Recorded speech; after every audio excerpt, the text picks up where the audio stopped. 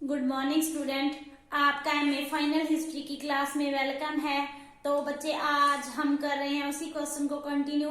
मध्यकालीन मुगल कालीन इतिहास लेखन की परंपरा, उसमें हमने लास्ट किए थे बहुत से विद्वान और इतिहासकारों के बारे में पढ़ा था। लास्ट हमने किया था अबुल फजल। आज हम उसी को कंटिन्यू करते हैं। नेक्स्ट है हमारा जो विद्वान या लेखक है वो है अब्दुल कादर बदाऊनी। कौन है? अब्दुल कादर बदाऊनी। इनका जन्म हुआ था 21 अगस्त 1540 में हुआ था और इनके पिता का नाम था मुल्क शाह। क्या था इनके पिता का नाम? मुल्क शाह। और जब ये सिर्फ 12 वर्ष का था तो उसके पिता ने इसको शेख हकीम संभली के पास शिक्षा के लिए भेज दिया था। क्लियर? तो इन्होंने शिक्षा पूर्ण की। फिर कहा जाता है कि 1558-59 में इनका संपर्क हुआ था अबुल फजल और फैजी। अबुल फजल और फैजी के संपर्क में ये आए। अबुल और फजल और फैजी कौन थे? अकबर के दरबार के विद्वान थे। क्लियर? तो इनके संपर्क में ये आया और उसने अध्ययन किया था। फिर उसके बाद 1574 में इसका अकबर से मेल हुआ था। किसका? अब्दुल कादर बदाऊनी का 1574 में इनका अकबर से मेल हुआ था। अकबर इसकी विद्वता और बुद्धि और धर्मशास्त्रीय विद्वता से अत्यधिक प्रभावित हुआ और अकबर ने बदाऊनी से प्रभावित होकर उसको इमाम के पद पर नियुक्त कर लिया। इसका पूरा नाम तो अब्दुल कादर था, परंतु ये बदाऊं में पैदा हुआ था तो इसके लिए इसके नाम के पीछे बदाऊनी भी लगता था। तो इमाम के पद पर नियुक्त कर दिया। फिर उसने वशिष्ठ विद्वान के रूप में बहुत ख्याति हासिल की, मतलब प्रसिद्धि हासिल की। इसने संगीत, इसके अलावा नक्षत्र शास्त्र, इतिहास के ज्ञान के कारण वो बहुत प्रसिद्ध हुआ। अगर हम बच्चों इनकी कृतियों के बारे में, इनकी रचनाओं के बारे में पढ़े तो इसने बहुत सी रचनाएं लिखी थी, जिनमें फेमस है किताब उल अहदीश। क्या? किताब उल अहदीश। दूसरा है तारीख ए अल्फी, बहार उल असमर। नेक्स्ट है नजात उल राशिद।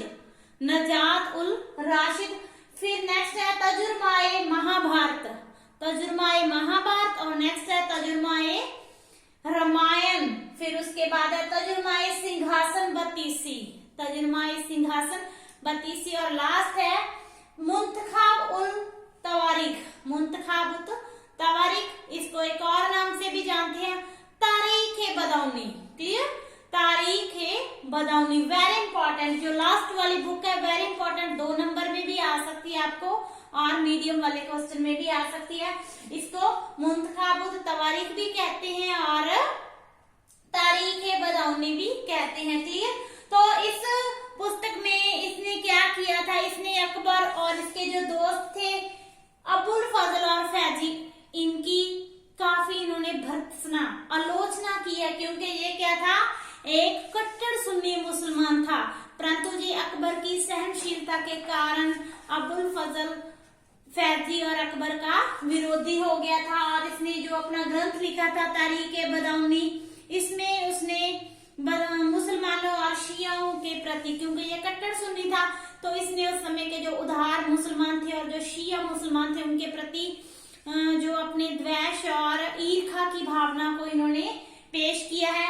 ये बुक जो उन्होंने ग्रंथ जो बुक थी 1596 में संपूर्ण हो चुकी थी, परंतु उस समय अकबर के शासनकाल में ये, क्योंकि उसके विरोध में लिखा गया ग्रंथ था, उसके समय ये प्रकाशित नहीं हो पाया था। फिर अकबर के पुत्र जब जहांगीर का शासनकाल हुआ तो शासनकाल आया तब इसको प्रकाशित किया गया था। और इस ग्रंथ के बच्चों 3 भाग थे। कितने भाग थे? 3 भाग थे। प्रथम भाग में बदाऊनी ने गजनवी से लेकर हुमायूं की मृत्यु तक के बारे का इतिहास लिखा है। दूसरे भाग में उसने अकबर के शासनकाल के पहले 40 वर्षों का इतिहास लिखा है और जो तीसरा भाग था उसमें उसने उस समय के जो प्रसिद्ध संत थे, विद्वान से, जहाँ अन्य दरबारी व्यक्तियां थे, उनके बारे में बदाऊनी ने अपने ग्रंथ में लिखा है। क्लियर? नेक्स्ट हम करते हैं ख्वाजा निजामुद्दीन अहमद हरफी के बारे में। इनके बारे में आप ज्यादा चाहे ना पढ़ो, इनका नाम, जन्म और इनकी कृति का नाम, बस इतना आप नहीं कर लेना। इसके जो ख्वाजा निजामुद्दीन के बाद जितने भी हम पॉइंट करेंगे, क्लियर।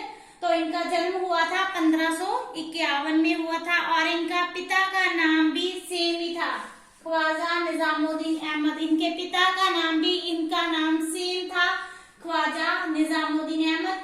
और ये जो इनका पिता था वो बाबर का एक विश्वसनीय नौकर था। बाद में उसने हुमायूं की सेवा में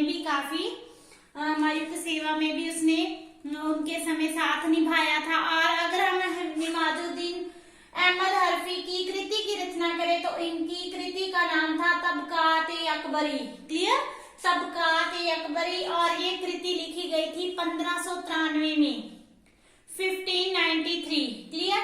तो इसके 9 भाग थे। कितने भाग थे?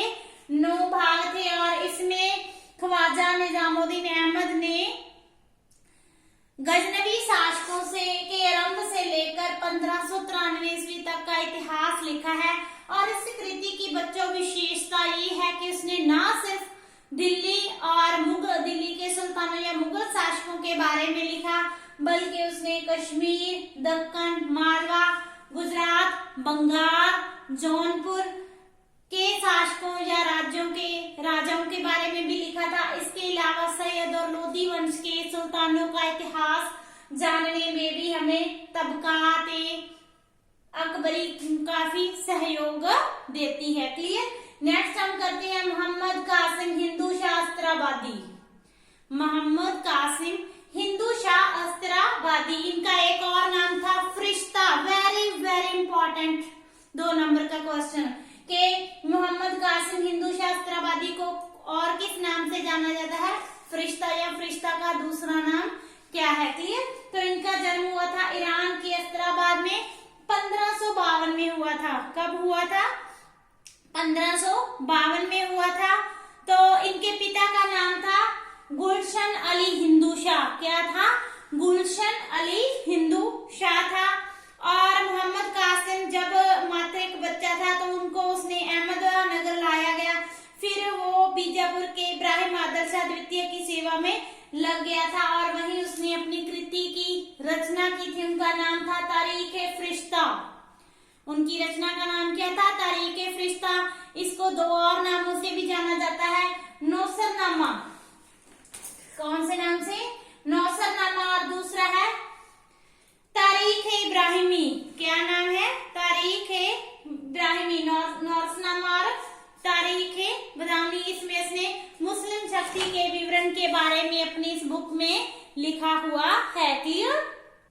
नेक्स्ट हम करते हैं जहांगीर के बारे में। जहांगीर ने भी अपनी एक आत्मकथा लिखी थी जिसका नाम था तुज़क-ए-जहांगीरी। इसके अलावा इसको और नामों से भी जाना जाता है। वेरी इंपॉर्टेंट क्वेश्चन बनेगा ये भी।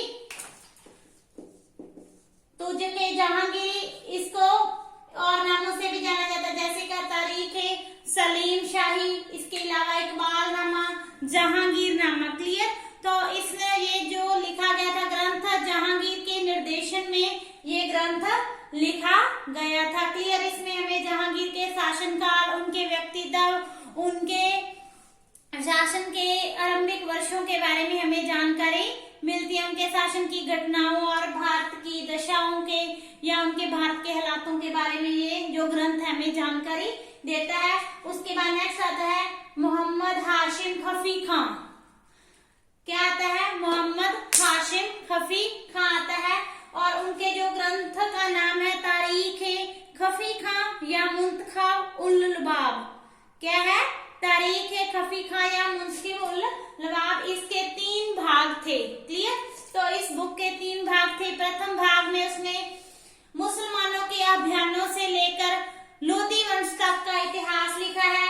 जो दूसरा भाग था उसमें उसने बाबर की विजय से लेकर अकबर के शासन के दिनों तक का विवरण किया है। तीसरे भाग में उसने औरंगजेब तक के शासनकाल के बारे में लिखा हुआ है।